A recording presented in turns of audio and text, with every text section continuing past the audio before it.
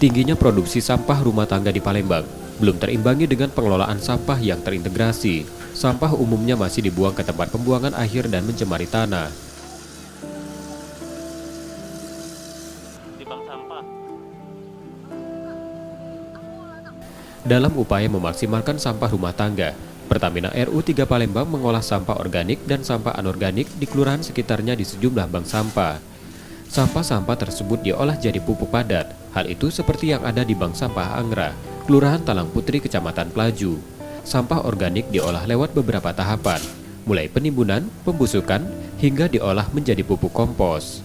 Proses dari sampah hingga jadi pupuk kompos siap pakai berlangsung 3 tahun. Setiap hari, Sukirno mengolah sekitar 100 karung pupuk yang dijual ke masyarakat sekitar.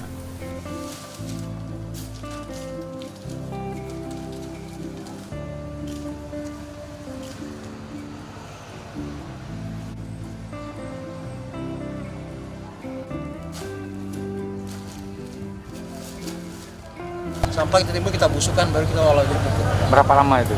3 tahun. 3 tahun ya?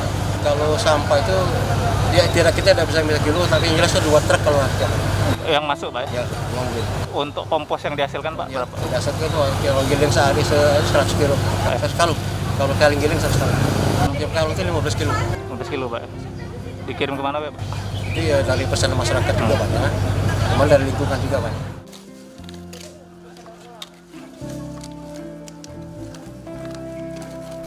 Bank sampah ini juga mengelola pengumpulan sampah berbasis jaminan sosial Patratura. Warga yang mengikuti program ini tergabung sebagai nasabah dalam bentuk jaminan sosial sederhana, yaitu sampah mereka akan diolah pada Bank Sampah Angra. Sampah yang terkumpul ditimbang dan dinilai harganya sesuai berat dan jenis sampah. Nilai sampah tersebut nanti dapat ditukar dengan jaminan sosial seperti biaya pengobatan, pendidikan, dan listrik sesuai jumlah tabungan.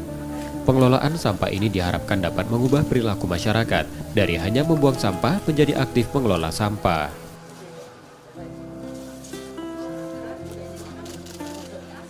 M. Rizky Nurmizan, Kompas TV, Palembang, Sumatera Selatan.